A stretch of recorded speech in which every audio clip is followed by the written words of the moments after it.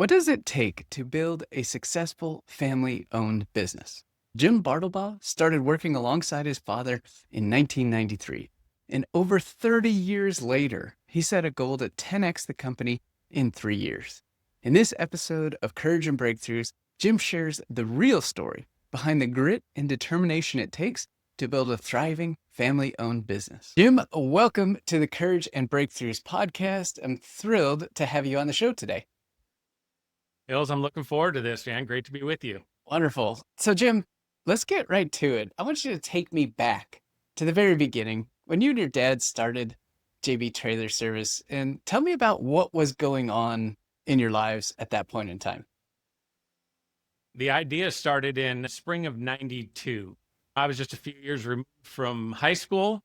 I was already working in the industry. I was working at another shop. It was a big shop, had a parts department. I started kind of at the bottom there. I did whatever grunt work they can find me. My father, he's a veteran of the industry. He pretty much been at everything from the automotive side to the truck and trailer heavy duty side, everything. Worked on a manufacturing line building trailers at one point in time in the 70s. At this point, he was working for a trailer manufacturer, and then they also had a sales and leasing arm, and that was mainly what he did was sales. The company he was working for, they decided to sell off their rental and leasing side of the business, which meant he was going to go with it, possibly one way or another.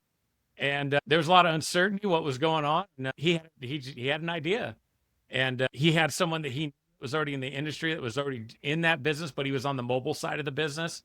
And they kind of hashed out the idea of I'll open up a shop. You handle your mobile side of the business, and we'll both feed off each other. And in turn, this guy ended up being his partner, and so he had brought him in as a partner in the beginning, just to kind of get it off the ground and to help him. And then my dad approached me with the idea of, hey, here's my idea, here's what I want to do. You said you want to come along, and hey, heck yeah. I mean, I was barely even 21 years old and don't know any better. Yeah, let's go. It sounds fun. That's awesome. All right, so I want to drill in on the idea that your dad had a little bit. He was a veteran in the industry, had held lots of roles with lots of different companies. Had he always had a dream to run his own business, or was this more a circumstance thing that, hey, things went a different way than I expected with this company. Now I got to find out my next path, and maybe this is a good option? Or what type of person was your dad like overall? I think he always did have the dream of owning his own business. One time he had a short stint back in the 70s with another friend that was in the industry, and they started a partnership on trailer repair side, and it didn't last very long. And he stepped away from that, and that's when he got in. He was always in the maintenance side of the business for many years. And my dad was a car guy. He was a gearhead and knew lots about maintenance. And his last stint before opening his own business was his first time being in the sales side of the business. And I would say some of it was circumstance. I mean, the company he was working for, he planned to retire from there. That's what he told me. At that point he was 50 years old, and he was ready just to ride it out and just retire from that company. But there was just a lot of uncertainty, as there always is, because the situation was his company was merging with another company that did the same business, and there was two branches in the same area. And you always know what happens when they combine that. There's usually some people that get let go, and he just said, hey, he says, I'm not letting them write my history. He says, I'm gonna try a different path. It's fascinating. And so that's where we went. And to be at that stage of life and be at 50 and had yourself and your siblings and kids probably a little bit older now, and to then take that entrepreneurial leap, because this was the only thing he did for the next 20 years, right? Yes. Yeah. 30 years. He 30 did. years. Yeah. Yeah, he did. We opened it up, and that's what he did for the rest of his career. He stayed in it until the end, literally the end. He was here. So that is fascinating. All right. So you mentioned that he worked with a partner, and oftentimes partnerships can be a little bit tricky. What happened with this partner as things got going and you joined him and you started building? Yeah. So the partnership, it was short-lived. It lasted about a year into it. My dad just started seeing some things that he didn't like how the guy was running his business, and because it was two separate businesses, and he started seeing things that he was doing on his side of his business, which my dad had no control over, obviously, but he just saw some unethical things that he wasn't happy about. And said, "Man, maybe this isn't the right guy that I want to build a business with." So he tried to do a friendly split from the partnership, but it ended up not being a friendly split, and it ended up being a 2-year court battle with where the only one that won was the attorneys. Often that Yes. is a sad outcome. Because I think you Yeah. had told me before we were talking in the green room that the settlement between the two parties was actually, at the end of 2 years, was actually pretty close to the same that your dad originally offered Yeah, to it, exit. it was. Yeah, my dad made him an offer to get out. He tried to, paid him back all his money that he had helped put into the business to get it up off the ground. And it ended up being this relatively the same amount of money that my dad tried to give him in the first place. But it was just a gigantic waste of time. Yeah. I don't know if he thought maybe he was going to get something more out of it. I don't know. I don't know what the guy's plans were, but it didn't work, and we're still here. Yeah, you're still here, 100%. The world's a small place. Yeah. Too small for things like that. Okay, so the partnership dissolves. It's you and your dad. And how did the growth happen? Were you immediately flooded with work? After this change, did things slow down a bit? What was going on as you guys began to build this over the next several years? No, it took off. It took off pretty quick. I mean, my dad had to doing 20, 25 years already in the industry and having lots of contacts within the industry. It didn't, and my dad he had a good reputation of it. It wasn't hard for us to bring in new customers. So it took off pretty fast. At that point, when we first started out, I was just working in the shop. That's what he brought me in as just a mechanic. I had a little bit of a mechanical background growing up around my father, my dad being into cars and boats, and I was always out in the garage wrenching on something. And so he taught me a lot in the beginning. So it was a pretty easy transition to learn how to work on trailers. So I was already pretty familiar with, obviously, with tools and mechanical ability. So I caught on pretty quick to it. Got it. And that piece about working with your dad, your early 20s, you had worked in the industry a little bit beforehand, and now you were working with your dad. What was it like being inside the family business? It was a relatively new business. You guys were picking up speed, doing great work. What was it like on a day-to-day basis being partnered up with your dad? I'd say when I was younger, it was pretty easy. My dad he was pretty easy to work for. I mean, he controlled the office and did all that. Not my job was just to go out and work on the shops, and he brought the jobs in, and I worked on them. When we started out in the beginning, it was just for the first handful of months, it was just myself and two other guys. And it quickly, as business, blew up, so to speak, it was then we just started hiring people. And the first people we turned to was some of my buddies from high school. We all back then, I'm a child of the 70s and 80s. I was in high school in the 80s, and we still had shop classes back then. So my buddies and all of us took all those shop classes, anything from automotive to wood shop to metal shop to auto body shop, took all that stuff. So it was a natural fit once my dad decided to hire people. And my dad always knew all these guys anyway. He's like, "Hey, what's so-and-so doing? He's working some kind of dead end job there. We'll call him up, see if he wants to come to work." And that's what we did. So the first few hires were, like I said, were my high school friends. So it was kind of fun in the beginning. It's hanging out we're working all day. We're getting work done, but it's fun to work with your three of your close friends. Yeah, no, that's tremendous. Creates quite an environment, and that's a wonderful start to the JB culture that you've continued to build since then. So I know things don't often always go according to plan, and the economy has an awful lot to say about that. So what was the first really big dip that you faced in the business, and how did it impact you and your dad and the company as a whole? So throughout the 90s, because we started, the business really got off the ground, like say the tail end of 92, and we officially were like opened in like 93, beginning of 93. And pretty much there through all of the 90s, business was good. I mean, it was, we expanded a lot. We grew. At that time, we were probably running, we probably had 10 or 12 mechanics total. At this point now, my dad had hired a service writer. He had an admin working in the office, and he was going out and doing all the estimating, bringing the work in. And then he was starting to bring me into the office, and he brought me in and started having me go out with him and write estimates, meet customers. And because that was eventually going to be my job, to go out and call on the customers and write estimates and do a lot of sales. And so we did that. So the first real dip we took was probably after 9/11. There was a little bit of a dip in the economy after 9/11. Things slowed down a little bit, but we were all right.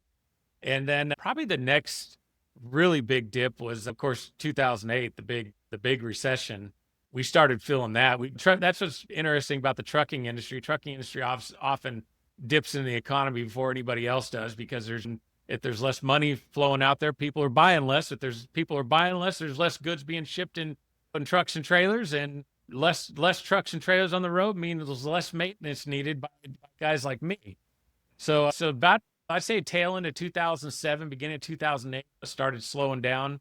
And then about mid 2008, yeah, it's like stuff just like came to a halt. It was just it. That was and mind you, we expanded at that point. We expanded into a second facility in the early 2000s, because we got into the truck repair side of it. And that company, we started subleasing some shop space from this company that we were doing work for. Things got really bad for them, and they broke their lease and pulled up stakes and left California, and basically left us high and dry with not able to take on the rent of their whole facility. So we downsized and moved the truck shop into here. And we had a huge customer we made a big error that a lot of businesses do, is we put too many eggs in one basket with one customer. And it was probably about roughly 75% of our truck repair business was just coming off of them. And they went through a merger acquisition, and just like that, overnight, business was shut off from them. And so it was everything just kind of, yeah, it went downhill quick. It was like everything just kind of compounded and really started going south quickly. And then the 2008 recession hit, and we saw the slowdown coming, but we just weren't financially prepared for it. Yeah. Yeah. Oh man, that's when it rains, it pours, and it all came down. It sounds like it all came down at once. I wanna drill in a little bit more on that situation with the other company you were leasing shop space from, and then they broke their lease, and you show up one day and they're completely gone. So what was that moment and experience like? If you can go back to that place, here you are thinking everything's good, and then one day, and then the next day, it's a completely different world. So what was that like to go through? What was it like to see your dad navigate through that? How'd you deal with it, with the crew and all those things? Yeah, I mean, it came as a bit of a shock. I mean, that's how we got into the truck side of the business. Was this customer approached us. We'd already worked on some of their equipment as just a vendor, and they had their own shop, and they were working on their own equipment. And then they did away with all their technicians, and then asked us if we were interested in just coming in, and they said, well, hey, we'll rent you some shop space. You can bring in your own work in here, to work on other people's equipment. But then, you're also going to, we're going to be a priority, to do our work. So it was going well. We had two brothers that we had brought in that had a truck repair shop, and they decided to get out of the truck repair business. And that's who we had brought in because my dad and I didn't have truck background. It's not what we do. Trailers were more our thing, but we brought in these two brothers that were extremely experienced in the truck repair side. And so once we lost that big customer, it just went south really quick. We were scrambling, not enough work, and now cash flow's getting tight. One of the brothers was our shop manager for the truck shop, and we had to part ways with him. We couldn't afford to keep him on board, and we just had such a small team at that point. We didn't need somebody to manage it anymore. We were just going to manage it internally with the management we had here. And and then that company pulling up their stakes and leaving California and leaving us high and dry with this shop. And we had the opportunity. I remember the landlord approached my father and I and said, hey, why don't you guys just rent this whole facility from us? And it was a huge facility. I mean, it would have been just awesome to have a facility that big, but we couldn't swing he gave us a price and what it'd be to a monthly lease on it. And we just said, no, it's just, we can't swing that. So yeah, we had to move out of there. And I mean, at this point, I wasn't in the office so much, so I didn't hear a lot of from the financial side of it, of what kind of stress my dad was going under. I mean, I knew money was getting tight, and then he talked to me about it, but he handled it pretty well. I mean, I would imagine he was under a tremendous amount of stress, but he didn't really let it show. I mean, we would talk about it, but I mean, it just didn't show how stressed he was. And I would have to imagine there was an enormous amount of stress thinking back on it, but he was doing what a leader should do. And like, hey, we're going to work through this and we'll be all right. Yeah, great trades of entrepreneurs being able to shoulder a lot, but it does come at a cost too at some point if they don't have an outlet. One question about the one customer situation. Was that something that you all were acutely aware of and just it was the nature of where the business was at that point in time? Or were you not even thinking about this until the departure and then it was a big, uh-oh, when did this, how did we get to this point? I was curious for what the visibility level was of that allocation to so much relying on one customer. Yeah. So, I mean, mergers and acquisitions, obviously, they happen all the time. These two companies, we didn't see it coming. I mean, we had some advance warning because when a sale of a company is announced, it's before it makes the final transition and the new company takes over. There's a little bit of time. I don't think we had much time from the announcement to when it happened, but I mean, it was two huge companies. It was a company called MS Carriers, and they were bought out by one of the largest trucking companies in the country, Swift Transportation, which just about everybody's heard of. And we probably had maybe, I mean, I'm thinking back, I don't know, maybe a month, maybe to prepare for this, but we didn't know because there was still uncertainty that there could still be a lot of work coming our way, but we don't know because the people we dealt with at MS Carriers, they didn't really know. They didn't know what was going to happen. So they said work could continue. They just didn't know. And so leading up to all until to the final day, we were still in a little bit of a limbo, like what was going to happen. But I mean, it was very abrupt because the day one of Swift taking over that company, that was it.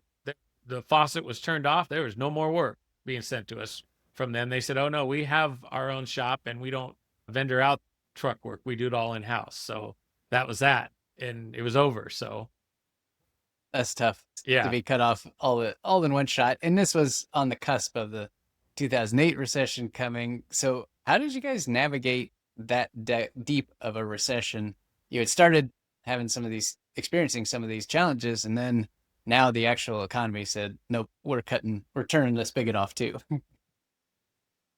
Yeah. I would like to say we navigated it well, but we didn't. It was a tough go. I mean, cash flow was non-existent. We were barely hanging on. And I mean, I remember just some tough days many weeks to where we're trying to make payroll. When you're going to the PO box and praying that there's some checks in there so you can make payroll that week. And it started snowballing. It was obviously payroll was always the number one priority we got to pay our employees. So that was always the priority. You got to pay them, and everybody else waits. And unfortunately, vendors, we had accounts established all over the place with our vendors to buy parts. And we slowly started getting shut off with them. They started putting us on all on COD. And then we're still trying to because at this time we still had a decent amount of mechanics. We probably still had a dozen mechanics, and we were keeping enough work in the shop to keep them busy, but it was getting tougher because in our line of business, I mean, most of our customers are business to business. And they all have majority of the customers are net 30 accounts. So you're waiting on, so the job's finished up, you're waiting to get paid. And all of a sudden you're having to shell out money. Jobs come to the shop and your money's having to go out so we can just go buy parts. But now we don't have the cash flow to even go buy parts. And that was like one of the toughest things I've gone through is trying to run a shop and you just don't have cash to buy parts. We're barely making payroll every week. And I'm watching my father have to empty a savings account out, sell off his vacation place out in Lake Havasu, and just to dump money back in the business to keep us floating and going without paychecks. Yeah. At this point I was I was a partner in the business. My dad had made me a shareholder in the company. So that was a good thing. But the bad thing is guess who goes without a paycheck when there's no money first? Oh, the owners. Oh, and so, so my dad had to, hey, sorry, we got payroll covered, but not you. So so now I'm experiencing the hardship of the cash flow problems with going, gosh, man, I went almost a year without taking a paycheck, and I'm living off my savings account. Unfortunately, my wife, she had a job working, and so there was an income from her side coming in, and it was between our savings account and what she was doing, we were staying afloat and we were okay. And at that time you were going through this, you also had two young sons. And Yes. what was it like from the family dynamic now that you were part owner, you were not taking a paycheck for close to a year, there was constant cash flow struggles. You were starting to carry a lot of the burden of the stress of this, not just your dad. So what was life like for you on the family front, trying to keep it all together, and while you're trying to keep it all together in the work front? Yeah, I mean, the stress level was pretty high back then. Yeah, I mean, as a father, you're trying to be a good provider to your family, and here you're not even bringing home a paycheck right now. But I never thought we were going to go out of business. How, I just yeah, how's that? What, I just figured we're going to figure it out. And I remember sitting in the office with my dad one day, and we had two people with badges walk in and flash at me, and they were with the franchise tax board. We were behind on payroll taxes, and yeah, the IRS is the last people you want to borrow money from, and they're not happy when you don't pay them. And it was a gigantic mistake on us. It was my father putting trust in someone that was working in our office, and he wasn't in tune that we were behind in payroll taxes until it was too late, and these people walk in the door and they want their money. So he was man, I'm trying to think. I'm trying to think back then. I think he pulled equity out of his house just to pay off them, because I mean, you don't pay them, they'll just shut your business down. yeah, they have the ultimate control, right? Yeah. Yeah, and I remember, and at that point, I don't know if my dad truly was ready to give up, but I remember sitting with him, and it was probably one of the toughest conversations I had with him. He thought we were done, and by this point, my dad's in his he's early mid 60s at that point, and he's like, we're done. This place, we're gonna have to close. And I told him, I said, ain't no way. I said, we're not closing. I said, we're gonna figure this out. We're we're gonna work through this. We're gonna be all right. Well, I had no idea. I was like, I don't know. I don't have any more money. I've burned through all my money, so I'm like, I don't know how we're gonna figure this out. But in the moment, I was like, no, man, no, this is how it's gonna end. We're not. And where did that come and from? That drive, and you didn't have any idea how it was going to happen. You didn't have any idea where the money was going to come from, but you just said, "Nope, this isn't it. We're gonna well, figure it out."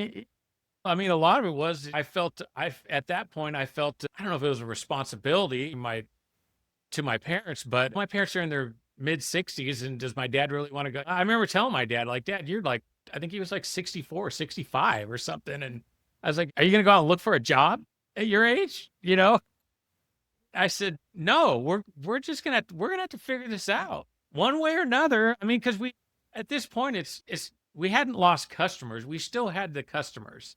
Our reputation was a bit tarnished because word got out that we were going through some financial struggles. I mean, people talk, so the vendors, it was all around town on the local industry that we were going through some tough times, and there were some people thinking we weren't gonna make it, but we made it. I mean, we fought and clawed, and just we continued to bring work in the shop. We were smart about what we brought in. I remember we had one customer, and they were a bank. It was Wells Fargo Bank, but they had an equipment leasing division, and I mean, we'd done quite a bit of work for them. Well, everyone. This is like 2008 and 9. I mean, everyone was doing bad back then. Even banks were doing bad. We know all that. And Wells Fargo, they had a bunch of repo equipment. They're like, hey, we get a bunch of equipment we got a repo, and it was a bunch of big equipment, concrete pumpers and cement trucks and mixers and a bunch of equipment. Well, it means that we were a little bit slow. We're like, well, they said, hey, do you guys have any room to store them? Well, you can We just had to sit on them until we can resell them or put them to auction or do something, but we need a place to park them and just maintain them for us, and you can charge us storage space for it. Sure. Yes, So 100% yes. yeah, so we made, because we don't have a huge facility, we didn't have a tremendous amount of yard space, but we just said, "Yep, we'll make room," and we did. We crammed them all in here, and so that helped us out with rent, with our monthly rent, because they were, what we were charging them was pretty much almost paying for our rent Nice. monthly. So that was help. It was just little things we just kept chipping away at, and when things just started to gradually get better. And it's interesting that you say that, little things that you just started to chip away at. There was no grand plan for how to get out of this. Sounds like it was just showing up every day, being scrappy, trying to figure out the next one step to take in order to keep the lights on and keep the business moving and keep something coming in. Is that fair? Yeah, I mean, and it wasn't just my dad and I all doing this. There was people that helped us out along ways. I mean, we had built up a lot of friendships with vendors and stuff. And I remember a couple of our vendors, the local branch manager of that location, really putting their neck out on the line and floating us on parts. Like, hey, like it would go like, hey, they give us the parts and they say, can you get us a check in a couple days? Yes, we do that. So we kept doing that, and they kind of just put us on a kind of a house account. But they, if the higher ups would have found out they were doing it, they probably could have gotten some trouble. But we kept building up our trust with them, and we already, and through all this, I mean, we didn't stiff a vendor one. As far behind as we were with all our vendors, we eventually, paid all of them off what the money we owed them, and of course we were still on COD with them. But these couple vendors that we did, I remember three key vendors that we had, that my dad had such a good relationship with these people that they just really helped us out. And they just said, "Hey, we'll help you out." And then it got to be like a couple days would go by and we'd have to give them a check. And then it got stretched into like, "Hey, like once a week, get us a check once a week." And that just gave us just enough breathing room to where we like, okay, so, and it just started slowly improving our cash flow. And these two vendors were the first ones when they went to bat for us to their corporate higher ups and said, "Hey, this, we'd like to get this, get JB Trailer back opened up as a regular net 30 account." And, and they did, and they kept us on a short leash, and we slowly started, approaching other vendors that we were buying stuff from. And I mean, once we started getting accounts established again with our vendors and we started having 30 days to pay for stuff, that started improving our cash flow. I bet. Wow. What a dip. What a time. Meanwhile, all things that are happening in the economy overall was not helping on any way, shape, or form. I remember that period of time was quite a lot of uncertainty. So past the pandemic and you get back into a good shape, cash flow begins to improve. What was the next major hurdle you faced coming out of that depth time where things were pretty tough? I mean, once we dug out of that hole, I mean, we landed a couple really good, solid accounts like around 2009, and these were like solid accounts that just really got cash flow running again. And What was that feeling like when you had spent several years struggling just to make payroll, and then you had built up lots of relationships and now there's a few opportunities? What did it feel like when you signed those accounts and got them to start bringing their work to you?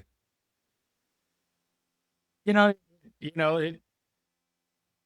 we gained these accounts because of these two accounts that we got. It had nothing to do without us just making sales calls. This was like word of mouth. It was it was just our reputation that we built up, and both these customers had come to us and had come knocking on our doors. "Hey, here's what we got, and are you interested?"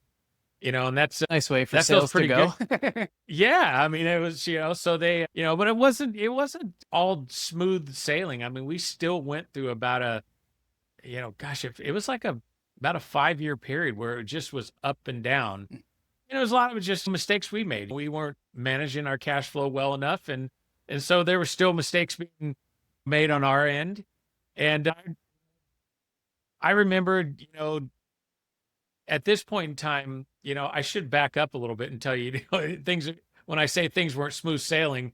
So in 20 end of 2010, no, beginning of 2011, my wife got laid off from her job because we're still in the recession. Things aren't going well, and she got laid off from her job. So now it was like, oh wow, I'm just, I'm collecting a paycheck again at this point, but obviously a smaller one than I used to, and because cash flow wasn't great, and we weren't there yet. So that was a tough time, but we adjusted and decided my wife was gonna. Our kids were still young. They're both in elementary school at this point.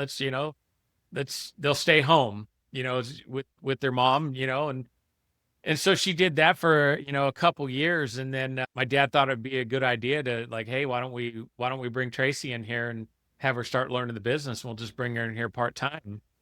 And because the plan was at this point, I mean, my dad's plan though always was, hey, we're going to build this up, and someday I'm going to retire and you're going to take it over. And that was always the plan. And he thought it would be a good idea. Hey, your wife comes from corporate America. She's got a lot of experience and can bring a lot of good knowledge in here. Let's bring her in here and start teaching her what JB Trailer is and how we function and what we do. And we brought her in, and it worked out, well. It gave him a little bit of breathing room. So, because now he's getting later on up in his age, and he's not wanting to work, 40 hours a week anymore, 40, 50 hour plus week. Cause now he's in his late 60s now, and he'd like to slow down a little bit. And, but like I said, it wasn't all smooth sailing. And I remember a point, I don't know the time it was, maybe about 2014, maybe 15. This cash flow issues again, like we're still like, it wasn't, a constant thing, but it was just like once in a while, a customer would get a little bit upside down with this and cash flow get tight. And there was this one point I had to, approach my dad. Hey, we're not gonna, I don't think we're gonna make payroll this week. We don't have the cash flow. We just don't have, I don't think we're gonna make it. And he wasn't mad. He just said, all right, how much do you think we need? And I gave him an amount, and here's what I think we're going to be short. And okay. And he wrote a check to the company, and we deposited it, and we made payroll that week. But I remember the conversation with Tracy. I said, and we can't keep running like this. I can't expect, my parents are getting close to retirement age. We can't run the business like this. This is going to stop. We're not going to do this anymore. We're going to figure this out. We're going to figure out our cash flow problems. And I'm not going back to my dad ever again to say, hey, we can't make payroll this week. Can you break out your checkbook again? And we didn't, and we haven't, so It's powerful. that was probably, the last, well, I won't say it's the last hurdle. We haven't got to COVID yet. So We'll get there. But that's incredibly powerful. And sometimes those experiences, right, you go through it and you're just like, never again. We can't. There's just no possible way. And you drew a line in the sand. I commend you for that. And Tracy too. Just saying, nope, we have to figure out another way. I know that probably meant some additional difficult challenges that you experienced down the line as a result of that. But it was staying true to your word and sticking with what you said. And how has that played out since making that decision? Now you haven't gone back, but have you ever reflected back on that particular decision and said, nope, I'm sticking with that, even though it might be tempting to go a different route? I mean, I think our cash flow problems fall straight on mine and my father's shoulders. The buck stops with us. We were the ones that were in charge of our finances, and truth is we weren't handling them very well. We weren't watching how much money's going out versus how much money's coming in. And it's when times are good and cash is coming in, it's a little easier to do that. But when we just came out through a period where things were horrible. And we're still not paying attention to our numbers and making the same mistakes, and it just, I mean,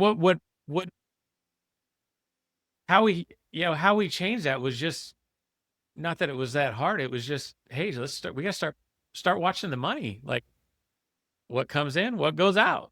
What are we spending our money on? How, what are we, you know, and we just had to be more disciplined. And that was just once we started being more disciplined with how we were spending our money, cash flow just continued to get better. Where did that discipline come from? Well, I mean, a lot of it is the business couldn't survive long term. I mean, we can't, eventually something big's going to happen, and it would take us out. If you keep running a business like that, where you just, constantly are fighting these ups and downs and cash flow problems, eventually something big's going to happen. Yeah.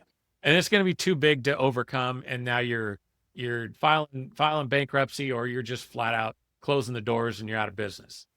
And, at this point, what was I? I was in my 40s then, and I've been doing this a long time now. This is what my career is. This is what my plan is. I said, we have to fix this, because if we want JB Trailer to be around long term, possibly beyond even me, we have to fix this. Yeah.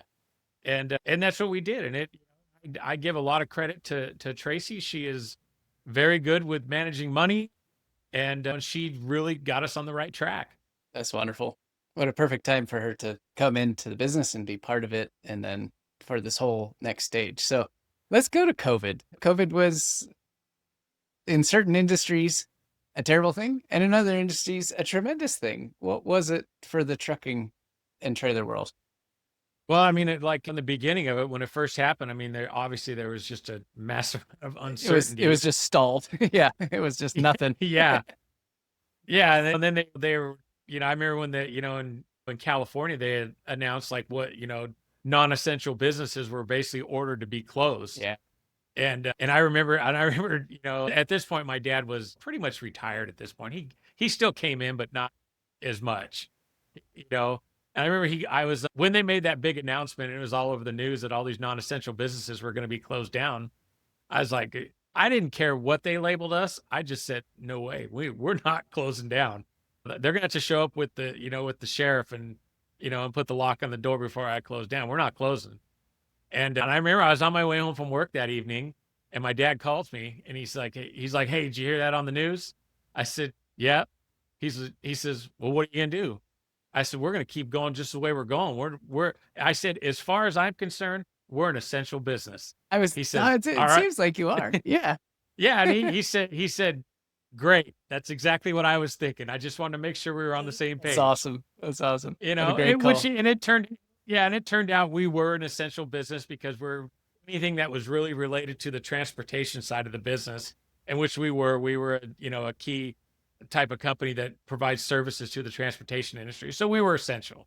So yeah, I remember I had a meeting like I don't remember if it was that day or the days after, where there was still a lot of uncertainty. And I had a meeting with the whole team and said, hey, I don't know what's going to happen. I don't know how business is going to go. I don't know. At this point, the whole economy shut down. But I just gave some assurance to the employees, like, hey, we're going to be all right, and we're going to work through this. And it turned out it was work. It was, I mean, I won't say worried about nothing, because there was a lot of uncertainty. We didn't know what was going to happen. But no, I don't think anybody in the trucking industry knew what was going to happen. But I mean, the trucking industry completely exploded during COVID. I mean, it's all of a sudden the government was feeding people with money, and people started feeling a little bit more flush with cash, and they started spending cash, and more goods started being bought, and trucking was just in an absolute boom for probably a couple years. Yeah. Lasted. And so needless to say, we had more work than we knew to do with. I mean, we were turning work away. It was that busy. But then, that brought in the other problem is we need space. We didn't have enough space to do more work. We need more technicians, and you couldn't find them. If anybody that was good that wanted to work, they had a job. If you're going to find somebody, you had to steal them from somebody else. So it turned out, COVID wasn't other than all the regulations and all the special stuff that we had to go through because of COVID and all the safety type stuff. That was really the only challenge, was all the safety side of stuff, and that was really it. But the good thing was business was booming, and cash flow was good, and we were doing well. It's just a 180 from some of the times you described before. What was okay? So what's the mindset or the feeling when you're in those kinds of times? When the previous times where that was not the case, it wasn't that far in the rearview mirror. Were you always aware of it? Did you ever think like, when's the other shoe going to drop? When's this going to disappear? Or were you just living in the moment and appreciating that, hey, we got more work than we could possibly handle right now? Yeah, I mean, the fact that the economy, goes up and down and we experience recessions and slowdowns, you always know it's coming at some point. And you're just like, okay, well, when's this slowdown going to happen? And I think everyone in the trucking industry everyone knew, that this isn't going to just keep going on like this. It was unsustainable. So we're just, okay, we know it's going to slow down, but how much is it going to slow down? And, and yeah, I mean, that just kind of, but you kind of have to just like kind of keep that in the back of your mind. I mean, because if business is still doing well and you're busy, in which we did, I mean, we were, even when that slowed down a little bit on the trucking side, slowed down a little bit, we'd built up a good enough customer base that we were still doing well. I mean, everyone was busy. We still had plenty of work, and it wasn't really but herein lies the problem with that is you get complacent. Tell me about. Yeah, you start getting complacent where, it's like, things are kind of on, kind of cruise control. I mean, business is doing good. I'm still here every day and still got to, put in the time and do it, but you just get complacent and that's not a good move. I mean, it's, that's a, because then guess what, then when you do hit a slowdown, you're not prepared for it. Right. And, and I should bet, I don't know if I really have to back up. So during this period in November of 22, my father kind of unexpectedly passed away. And at this point, he was pretty much fully retired, but he still came into the shop. He came in once, twice a month and just kind of hung out.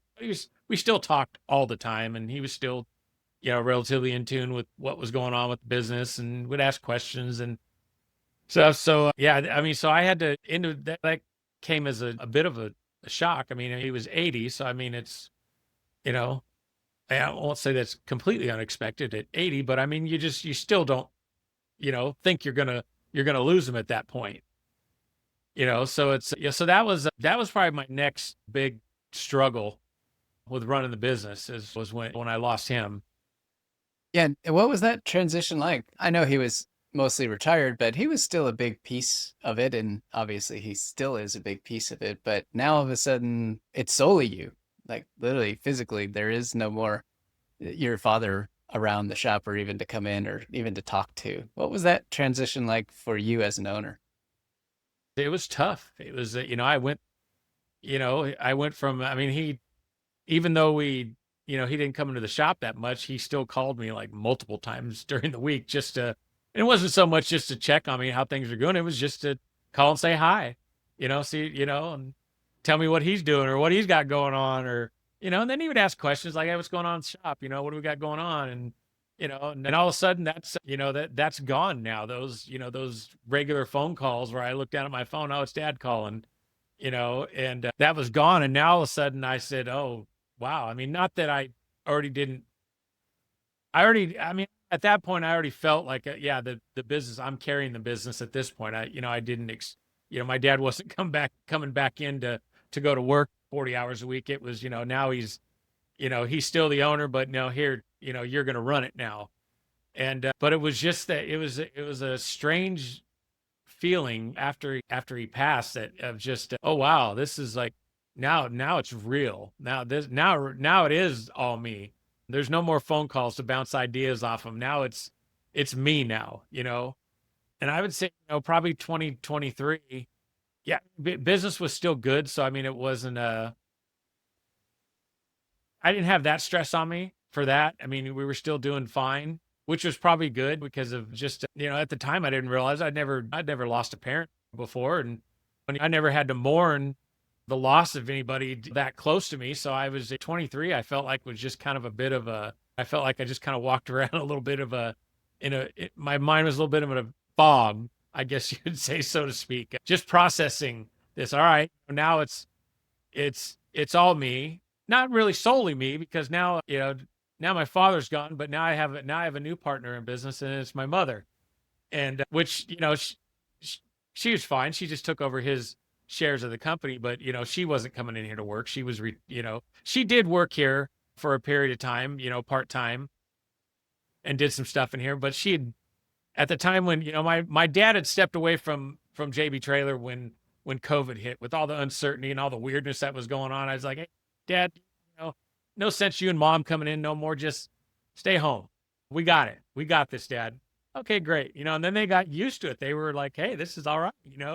This is kind of nice for you not having to come into to work regularly, and they got used to it. And so in 23, it's like now I'm carrying the business with my I don't say new business partner. I mean, my mom's always been, around me, and it's just a different, completely different dynamic dealing with your father versus your mother, in business. That's fascinating, and so much going on at that point in time, and the fog you were going through when you lost your dad and this transition. So what was the transition out of that, and what happened? Because you're in a completely different place now than you were just a couple of years ago. And what was the catalyst to launch the next phase for you as an entrepreneur? Yeah, I mean, I would say probably going into 24, I just started focusing on, like, all right, well, what do I want to do with this company? Yeah, do I want to just keep running it as it is and just keep riding it out until, I don't know, someday I sell it? And because I don't, at this point, I don't. I have two sons, but they're, one was, let's see, he was just graduated college or just getting ready to graduate college, and he already had his career planned out. He was, not going to come work here. And the younger one was still in college, and his plans were not to come work here either. So I said, okay, well, now I need to start figuring this out. It's, what's my succession plan going to be? What am I going to do with this company? Do I just ride it out till the end and then close it down and retire, or do I grow it and sell it? I mean, what do I do? So I mean, I have all these different thoughts and ideas that I'm trying to figure out what I'm going to do. And then I signed up for this conference that one of our vendors puts on. It's our maintenance software company. We use a company called Full Bay, and they put on a conference once a year, and it's called Diesel Connect. And they invite in all the Full Bay users, and Full Bay is pretty much all independent shop owners, and it's strictly heavy duty industry, trucks, trailers, heavy equipment, and we're all in one room at a conference. And so I said, hey, I told Tracy, hey, let's sign up for this thing. Let's go check it out. And so we went to that, and we sat to, it was, a 3-day long conference. We're sitting through it, and I started listening to all these, meeting other business owners here and there. Wow, you guys got some of the same problems that we have. Some of the, all of a sudden you're talking to all these different business owners. You're like, oh wow, I'm not alone in this. Like other people have struggles too, and with employees and you name it. And but then you start talking with other business owners that are like a lot more successful than you are. I mean, yeah, we got a lot of number of years under our belt at this point. Yeah, at that point we're 30 years into it at that point. And so I just started thinking, well, if they can do it, why can't I? What am I doing? Let's see if I can grow this thing. But I've never scaled a business. I mean, at this point we're a decent sized company at this point. We were a little over 20 employees, and so we're doing all right. But we're still run we're still just a mom and pop shop. Everything, I don't say everything, that's not being fair to my team, but too many things run through me still. I still have my hands in too many things. It's just, it's like, all right, well, I got to figure this out and stop being the bottleneck Yeah. in the company Yeah. of keeping it from growing. And but then I also said, I started listening to a lot of business related podcasts and start reading books, and I started thinking, and I kind of came to the conclusion, like, wow, I was like, well, I don't feel like I'm not that great of a leader right now. I got some things I need to change in myself. and to become a better leader, and, and I don't know, I never, I suppose I probably thought for years that, hey, I'm just doing fine. I'm all right. But then you start listening to other people's perspective and how they lead and what they're doing. Like, oh, wow, yeah, I've never thought about doing it that way. And I never thought about having that kind of conversation with my employee versus how I do it now. And I just kept reading and absorbing as much material as I could get my hands on just to just try to learn more. And so now we head into 25 and Diesel Connect comes up again. I'm like, hey, we had a good time last year. Let's go again. But at this point, I'm still thinking, I haven't figured it out yet. I'm like, I don't know I still don't know how to scale the company. Yeah, we have a lot of business, but how do we get beyond just one location? Like that seemed just like a tall task. Had you made the decision at that point that you didn't want to be just a mom and pop shop anymore? Or were you still trying to figure out what was next going to be, or what was bigger Well, for you? yeah, I mean, I think I'd made the decision at that point that I didn't want to be a mom and pop shop anymore, but I didn't know how to not Okay, good. be a mom and Yeah. pop shop anymore. Okay. All right.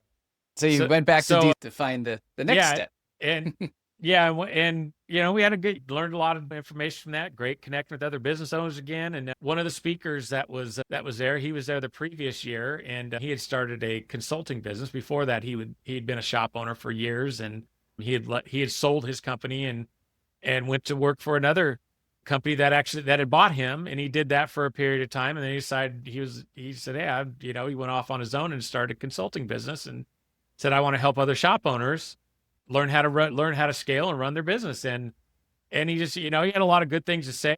And so the last day of the conference, I caught him. I said, hey, I introduced myself and told him where I'm at, what I do. And I said, I think I'd be interested in hearing more about what you have to offer. And he says, great, let's, we exchange information. He says, I'll reach out to you and we'll set up a meeting. And we did. And I brought him in, and he did an in-person and just really immersed himself in the company. And then it was kind of a wake up call, like, okay, like, well, here's what you're doing wrong, here's what I see. Because I've never let anybody really dig into our company to see, like, here, let me see where you're going wrong.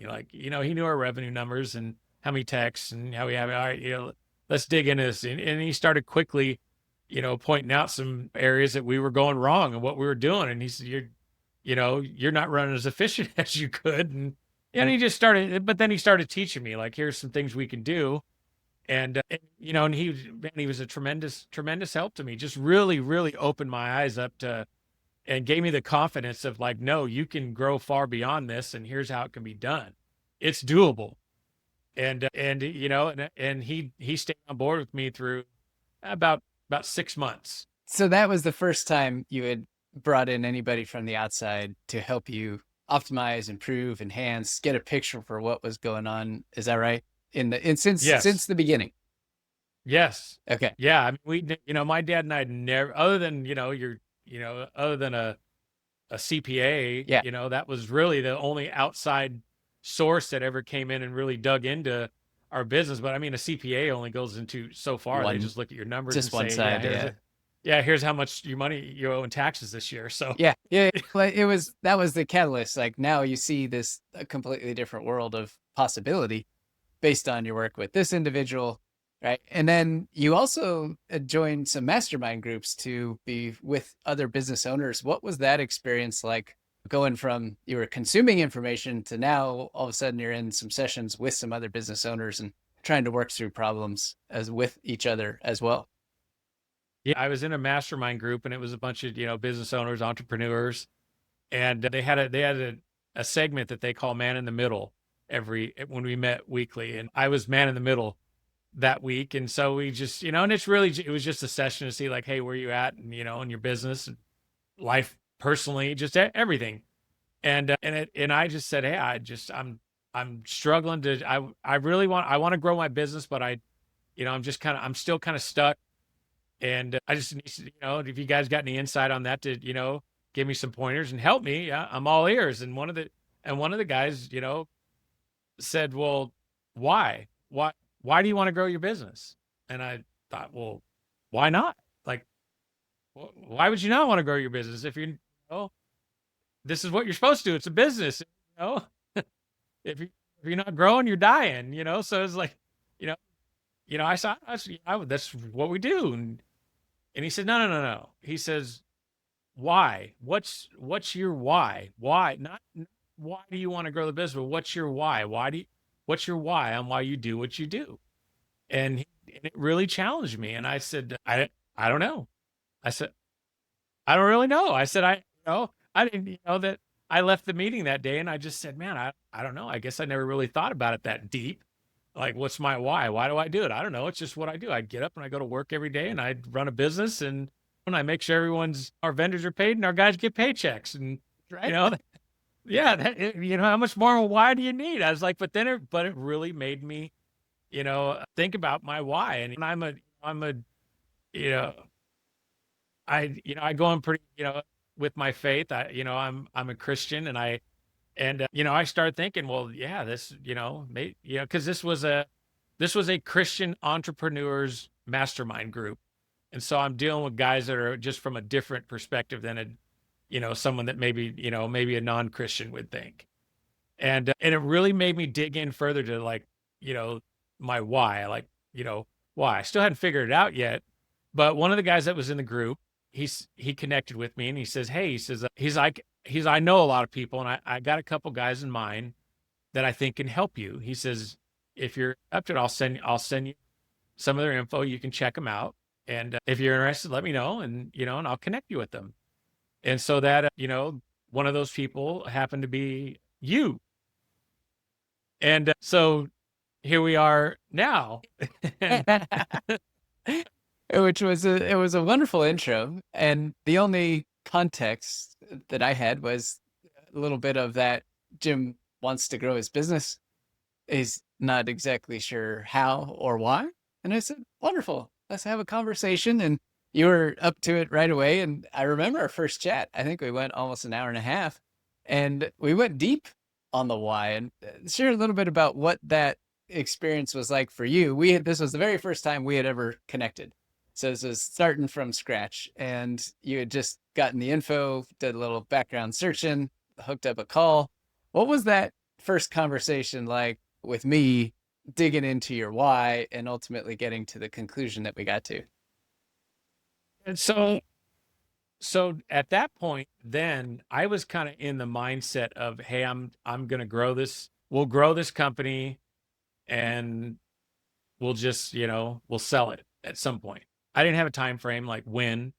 I just said we'll grow it, we'll sell it, and I don't know what I'll do. Either because at this point, private equity's now moved into this industry, and they're already knocking on my door, making contact. I've already had a few conversations with different private equity company and some other companies that were, actual companies not owned by private equity. But I just, so it got me thinking like, all right, maybe that's the answer. I'll just build the company, sell it. And I don't know what I'll do. I'll stay working on with them, or I don't know, maybe it'll be the point I'll be able to retire. I don't know.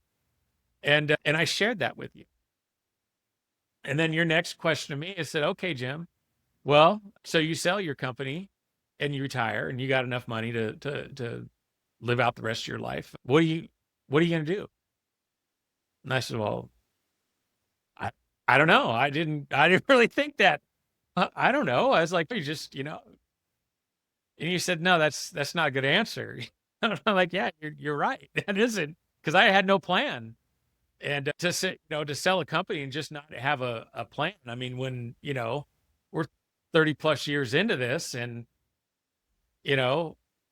what would I do? And I didn't. I had no plan. And then you presented me with the idea is like, well, what if we can build something and this can last beyond you running it? I said, oh, I never really thought about that, and my sons aren't working here, and so I'm not handing the business off to them, and what am I? I started thinking, well, what would I do with it? And then you said, no, we can build something. What if we could build something? I mean, you asked me what would be like a good situation for Yes. how you'd have it. Say, someday you're at an age where you just want to slow down and take it easier. what would be a good situation? I said, well, I said, I kind of like, the kind of how my mom and dad had it going on. My dad just, he just did what he want and, and, we ran the business for him, Yeah. and, he still owned the company. I mean, I owned a portion of it, but he still was, majority. And he said, well, what if we could build something like that? I said, well, yeah, that might, I think I could probably, yeah, I think that'd be all right, Yep. doing something like that. Because I always think, always in the back of my mind, if I sell the company, I'm always thinking like, okay, but what about my employees? Yeah. What happens to them? I mean, these people, what you sell out to somebody, say you sell out to, private equity. I mean, depending on what, the circumstances are. I mean, we know what happens with that. A lot of times they're rolled up into another platform. And then there's a legacy thing I started thinking about. I'm like, well, what happens to JB Trailer at that point? Now if it's, I sell it to somebody and it's rolled up into some platform or something, that's the end. That's it. Yeah. JB Trailer's gone. It's, forgotten about. And, and then, but then, I started thinking of, I have a really close friend that works in the HVAC industry, and he's worked at a handful of different companies, and he's worked for I think 2 or 3 different companies that, because we're, private equity is, huge in the HVAC side. And he told me, he's like, every company he worked for that he liked working for, once they sold out to private equity, he no longer liked it there, and he quit and went back to work for a company that was privately held, where, by an owner. The owner was still present, and I started thinking about it, like, well, is that how I want my employees to feel? Because I guess going back to when I started, digging into my why, it wasn't, it started not becoming about me anymore.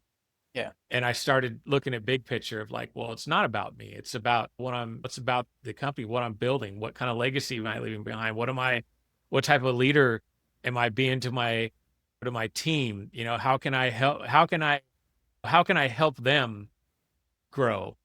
And I just, that was why I think where I discovered my why. It's like, yeah, the why isn't about like, how much money can I make and how big can I grow this company? It just said, no, yeah, it's about how big can I build this company, but not because of that. It's how big can I grow this company so I can hire more employees and I can give them a good place to work. And that's incredible leadership right there. Right.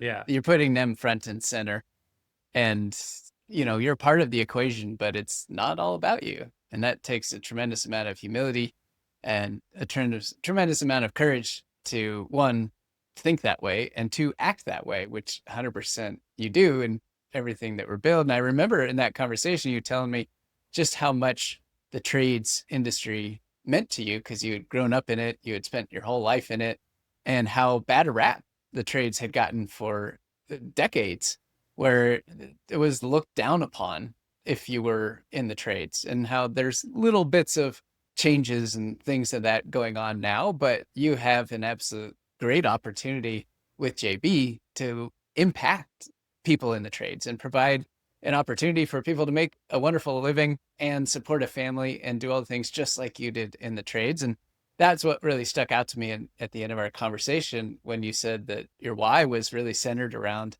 supporting the trades and helping people in the trades, because that's 100% bigger than you, as bigger than JB, but due to your industry and background and expertise, you had an incredible opportunity to be able to influence that. I mean, being around this stuff, I mean, I've been around the trucking industry my whole life. I mean, my dad he was already working in this industry when I was born. So I always, I was always around. As a kid growing up, going into work with them, I was fascinated with big rigs and, semi trucks. I thought they were just like so cool. I was like, I remember, I was a kid, I wanted to be a truck driver.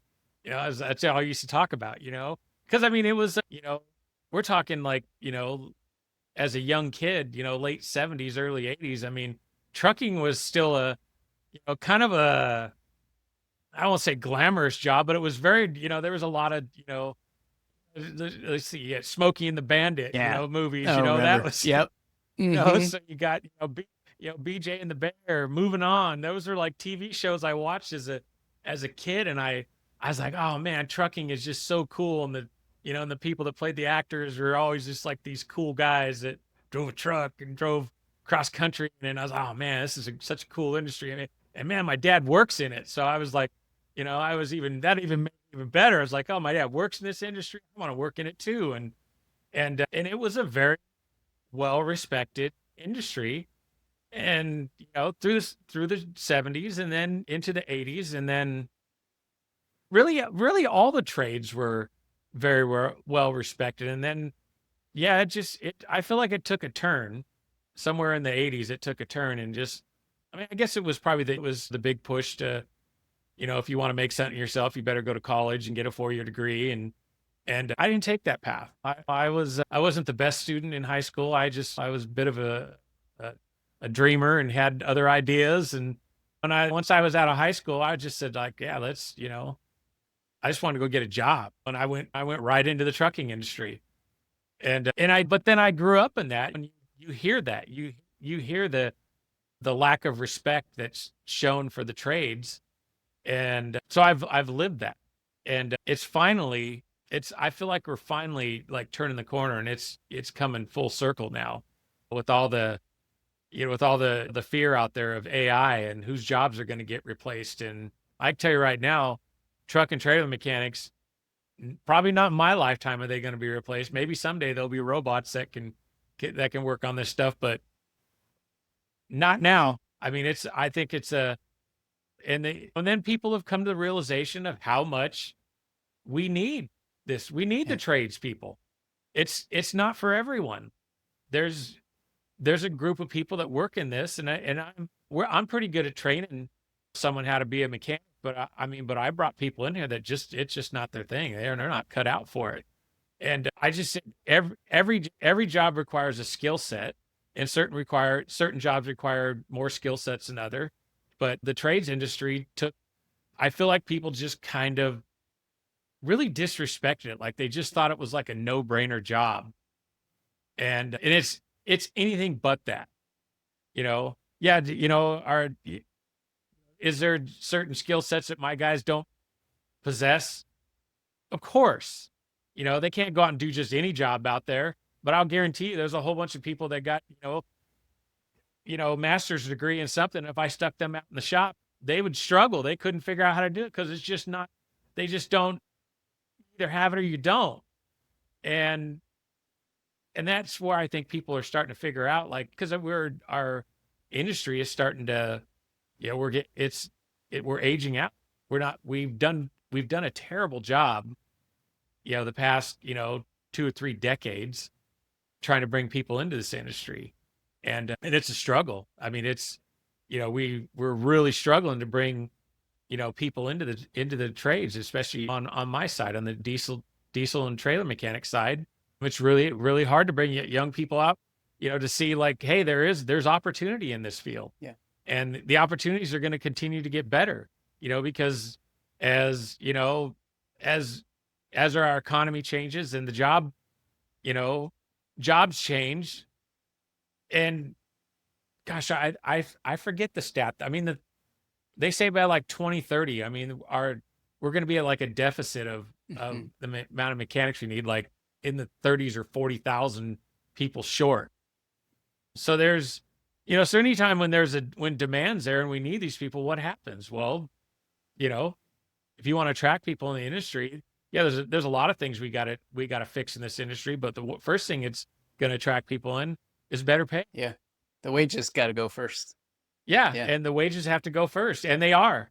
The mechanics are making better money now on my side of it than they ever have. And that's a good thing. Growing up in the 70s and 80s, I mean, people that worked, blue collar jobs used to support a family of 4. Yeah. Yeah. So it's, but we're not there yet, but I think we can be. I think we can get there. 100%. And that's a big part of our why with JB. So we after that first conversation, we had a few other conversations. I came out to your location, sat down with you and Tracy. We talked through what the big picture plans were and how I might be able to help you. What was it that was going on when I asked you if you had some help with this? Or you said, you know what? Yeah, I think this would be a good idea to take the next step and to begin working with you. What was behind that? Well, I mean, at some point we all reach our limit. And I had proven I was the lid in the company. I was the limiter, and when that's the case, is you got to bring smart people around you. I mean, to any successful company, if the CEO is the smartest person in the company, there's a problem. That doesn't mean the CEO doesn't need to be smart, but everyone has to realize that at some point you reach your potential and what you can do. And I had to come to the realization, like, okay, like I don't know how to grow up on here and I need help. And oftentimes with the men in particular, we're reluctant to reach out for help. We just think, oh, I'll figure it out. I'll figure it out. I'm a guy. I'll figure it out.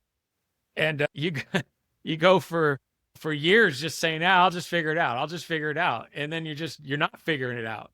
The company's plateaued, and I haven't figured it out. But we're still doing good. We're still making money, and the company's fine. But to grow up beyond this, I had to come to that realization. All right, I need to reach out for help, and that was what I did. Reach out, help. You know some of the things that you brought to my attention about our about scaling the company, and one of the first things you said, for us to scale this company beyond one location is we need to make this a well-oiled machine that we can duplicate in multiple locations before we can grow.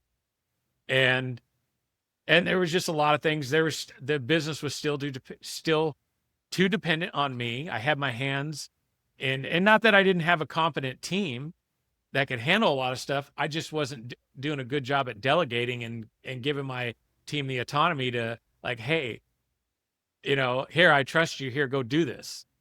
And that was probably one of the first things I realized, that, like, okay, I got to start letting go of some things and hand it off to my team so I can concentrate on other things to grow the business. How did that feel to begin to let go of some of those things so that you could shift your energy and focus onto the growth side?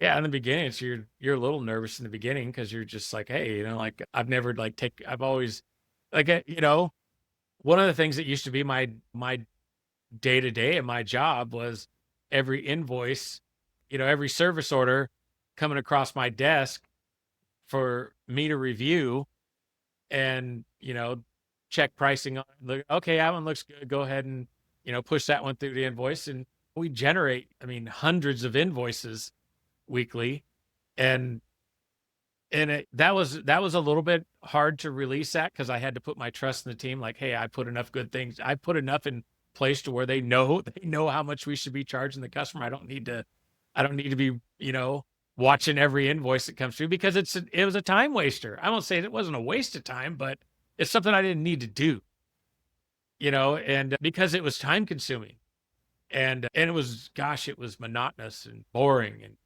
I was starting to, I started, when I got to this point where I decided I need to reach out for help, because I was also on the point of, like, burnout stage. Like, it just wasn't fun coming into work every day. It's the same old thing every day. And look at service orders and send them to the office and put out fires in the shop and in the service truck side. And it was, yeah, it just wasn't fun anymore. Yeah. Yeah. And you've made a tremendous transition away from that. So we began our engagement over 2 days of base camp, where we got aligned on where we were going, big picture, which I want to ask you about in a second. Some of the core foundational things that somewhat existed in the business but had never been formalized or codified. Things like your purpose for the business as a whole. Why does JP exist? The core values that we settled on that were going to shape the culture. And we went through these exercises, and you, me, and Tracy around a table in a conference room for 2 days. And, share a little bit about what that experience was like going into it and what you thought might come out, and then what actually you felt we did by the end of the second day? And what was the difference between what you thought going in and what you came out with? I didn't really know what to expect in our offsite meeting. I didn't know what you were going to share with me. I mean, you kind of shared a little bit. We'd already kind of went over a little bit what we were going to do, but I still didn't really. I was like, I don't know what we're going to do for 2 days, sitting in a room but we sat after sitting through those 2 days. I left with like, man, we for the first time ever, like we have a plan.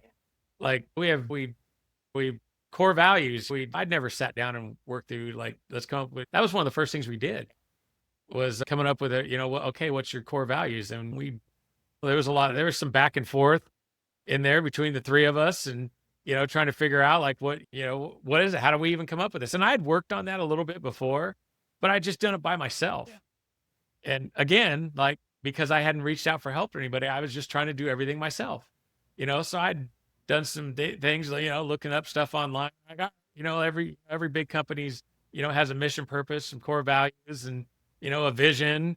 And I didn't have any of those three other than I just wanted to grow. And, but I was trying to figure it out on my own, and it just like, I probably spent hours just like trying to figure it out. And then once the three of us sat down and all of a sudden I had two other minds in on this and bouncing ideas off each other, asking questions and stuff. It was amazing. Like the stuff we came up with and how fast like a plan started getting laid out. And by the end of after the first day, I was like, oh wow, this is really good. Like we're starting to come up with a plan. And I think this Nils guy knows what he's talking about. And I love it. I love it. Yeah, that's my favorite place to be, is to be the guide, right? Through all these exercises and using these tools and using these strategies to build this incredible plan. And we did come up with an absolutely incredible plan in just those first 2 days. And if you're open to sharing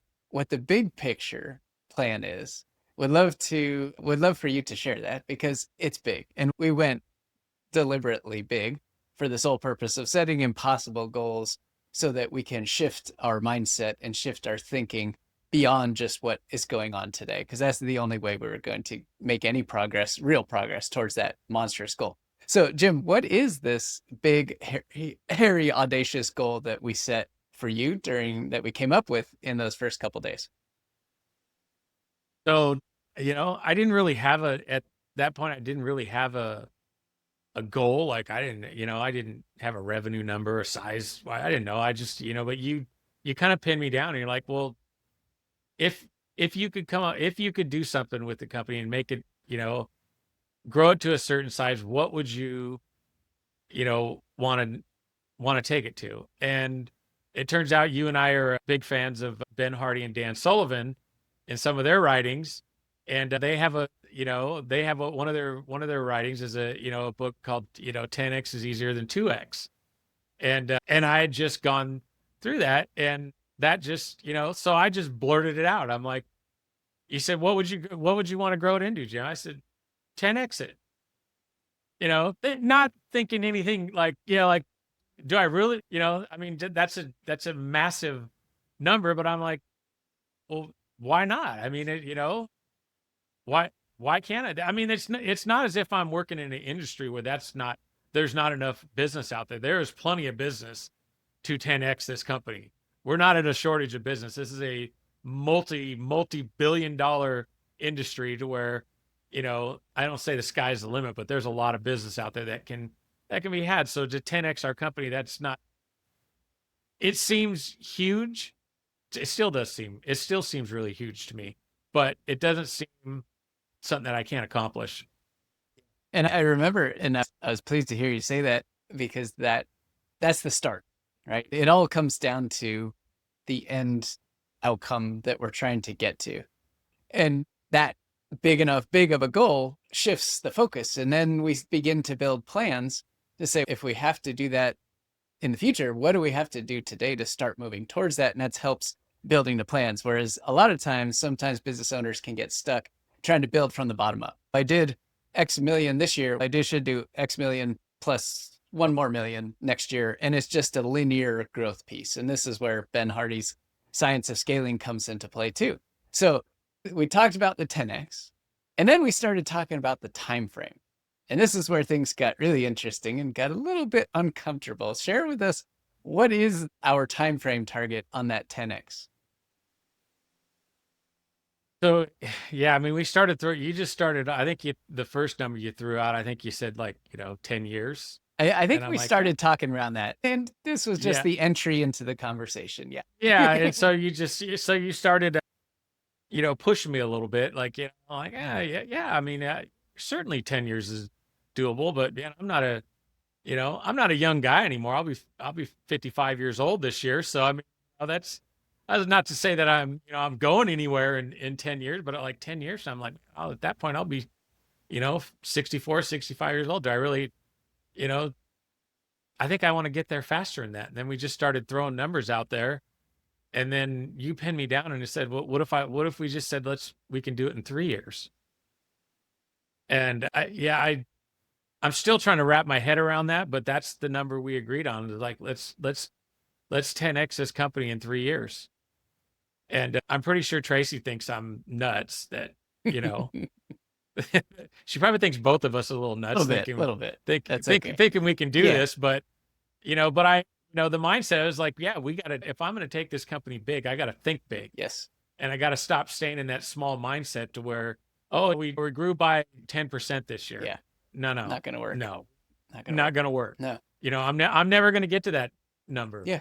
In my lifetime, if I keep doing that. Yeah. So, Yeah. but I mean, a lot of it was just you showing me like, hey, okay, before we can go there, first we got to fix location number one. Yep. And we got to be able to, because as we expand to multiple locations, I'm not going to be in multiple locations at once. And for us to duplicate that, we need to make a well-oiled machine out of JB Trailer 1 before we can go to 2. That's right. That's right. And that's what we're doing. Yeah. And we're just a little over 3 plus months, almost 4 months into our work so far. So going from where we were when we did those initial first 2 days to setting that big, hairy, audacious goal to 10X in 3 years, to now beginning to the building blocks in place to make JB a well-oiled machine today. And we brought in some help on the sales side to begin building a new offer that would allow us to bring in recurring revenue into the business. Where do you tell me about just in the less than 100, right about 100 days. So how would you describe where you were 100 days ago compared to where you are today? Yeah, I'm just amazed how much progress we made, just not just with me on my thinking, changing my thinking, but changing the team on how we operated. We didn't, we had systems and processes in place, but nothing is in writing. Everyone kind of knew what their job was, and we got things done. But I wasn't clear on what my expectations are of everyone. And that's one of the I think my team, for one, we probably the first big thing we did was you and along with the help of the last consultant that I had in here really pushed us to get off of it. We still had, a handful of the shop, not really not the shop at all, but it was just the mobile techs was to, part of them were still doing paperwork orders and some of them were still doing, and some of them were, I had advanced them into, gave them a tablet and they did stuff, through Full Bay, but it was a lot of work to put everyone on it. And that was one of the things, the big things that you pushed me on was like, no, everyone needs to be on it. And that was like our first step of getting like, okay, cause now we're better tracking the efficiency of the techs and, we need to get, I hired a parts department guy last year. And, there was a lot you taught me, and I have our, regular conversations, and we talk about, because there's always bumps in the road, and it's easy to go back into living what we call the gap and the gain. Me living in too much in the gap of thinking like, oh wow, we have this much we need. Yeah, we've accomplished some stuff, but man, look at how far we still have to go. Instead of you you've changed my mindset. No, stop with that. And look at where we were. Like we're at roughly 100 days right now, that you and I have been doing this, and look where I was at 100 days ago. I had no plan. We didn't really have any systems and processes in place. A lot of the employees didn't have, none of the employees had no vision. I hadn't shared my vision, with the team, and hadn't provided them any clarity on, like, where I want to take the company. And that's all changed now. That big vision presentation you did for all the employees, 30 days from when we sat down for those first 2 days base camp. That was a tremendous just leap forward. You've been in business since 93, but had never shared the big picture and gotten a clear picture, number one, and then shared it with the team. And you did that in 30 days. And that was absolutely stunning. That was just awesome. That was fast progress. And I know it changes behavior once people understand not only where the company is going, but why they should show up and want to come to work here every day. Like, back to the why of, for you personally, was so important.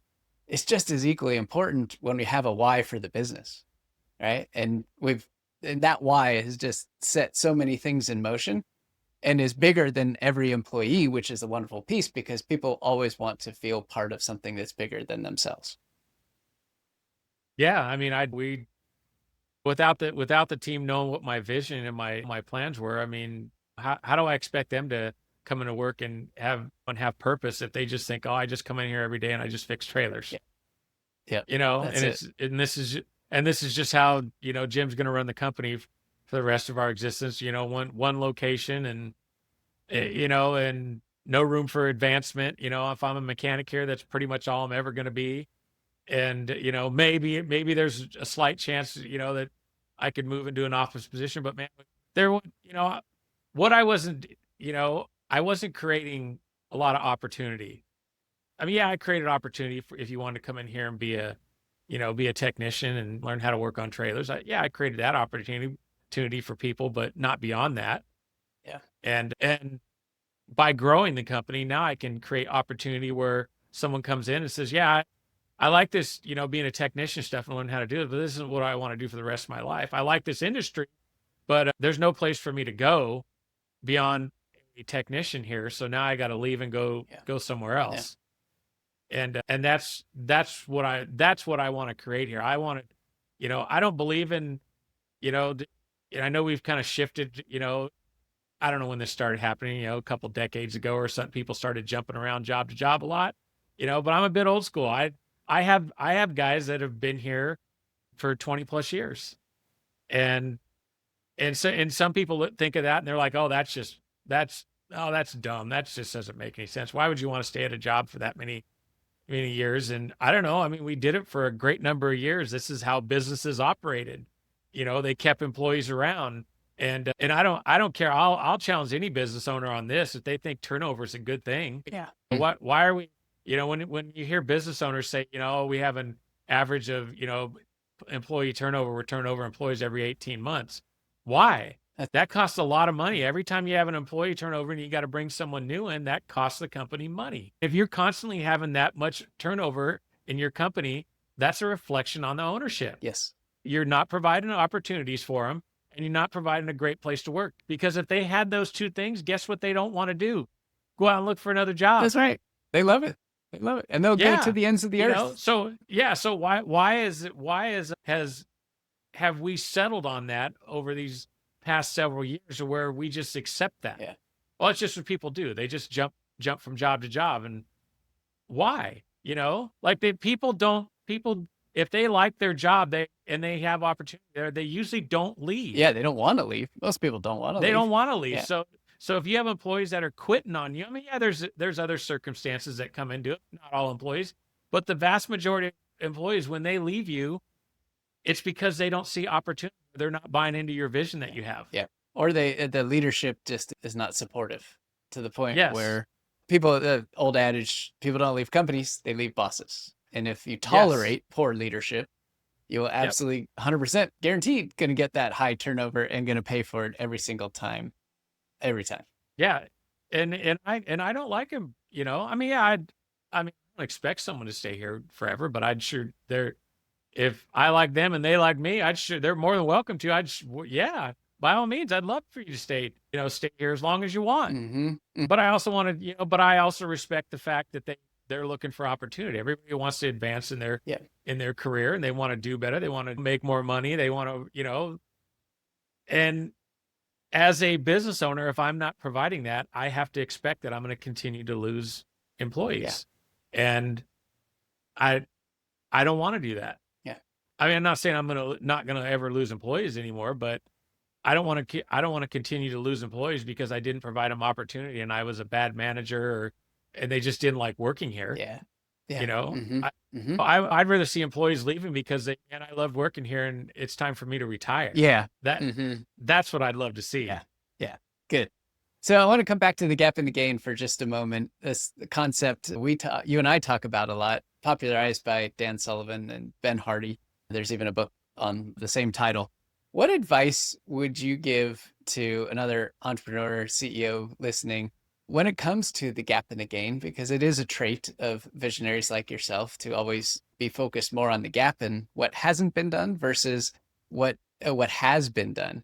And you've made a tremendous shift in focusing more on the gap to focusing more on the gain. So what advice would you share to somebody else who perhaps is in the more gap focused state today? If you're stuck in the gap and you don't know how to get out of it, find somebody that can help you. I mean, just ask for help. I mean, I've spent the last couple years asking questions, asking for help, asking. I remember a few years ago, I sat down with one of the pastors at my church, that very minded guy, was an executive in the corporate world, and now he's worked in the ministry. And I just he was probably one of the first people I reached out to and just said, hey, I just got some questions, man. And I respect him a lot, and I just reached out to him, and we sat down and we talked about a lot of stuff, learned a lot about some things, and that kind of got the wheels turn a little bit of like, hey, there's plenty of people out there that are willing to help you. You just got to ask. Yeah. So if you're a business owner and you're sitting there and you're stuck and you can't figure it out, ask for help. Yeah. Whatever it is. Yeah. I mean, I give that advice to anybody, whatever it is, whether it's business or personal, find somebody that can help you. There's plenty of people. There's people that give you free help, and there's people you can pay to give you help. But just remember, you get what you pay for on the free side. So it only goes so far. So if you really need some really serious good help, it's best to, go pay a professional. Be careful on who you pick, but reach out to somebody and ask for help. Put your pride aside and just ask for help. Wonderful advice, Jim. That's awesome. So as we begin to wrap up here, what do you think all these experiences that you've been through, the ups, the downs, the sideways, the growth, this 10x piece, what do you think all these experiences have been teaching you that maybe you weren't ready to completely see or understand at the time you were going through them? I don't think we'd be where we're at without the grit and determination that not just I had this, my dad had to do the same thing. We fought through a lot, and I'm not finished.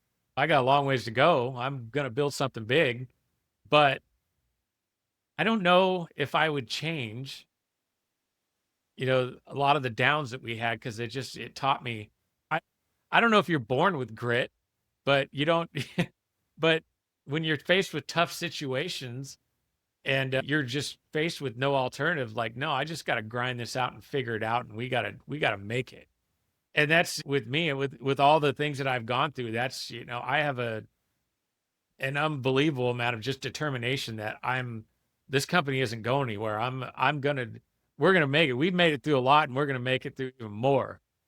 And that's just where I'm at these days. I don't know if that mindset, I've been in that mindset for a long time, that one way or another, we're going to figure it out, and we're going to make it work, and we're going to advance the company. And that's what we keep doing. Every day, just showing up, doing it. And now we have an incredible plan to do it. Just keep showing up. Keep that's showing all I do. up. I just keep showing up. Yep. And work the plan. Oh, that's fantastic. All right, Jim. Well, it's been an absolute pleasure to spend time with you. Thank you so much for being open and honest and vulnerable, sharing what it's been like on your entrepreneurial journey. I truly appreciate the opportunity to work with you and Tracy and the whole company as your business growth guide. Thank you for inviting me in. And it's just an honor to be part of what you're trying to build and give back to the trades. And hopefully I can have some piece in helping you build that ultimate vision, which is exactly what you want and what your family wants. So thank you. No, yeah, Nils, I'm happy to have you on board with me, and we're gonna do some good things together. Yes, we will.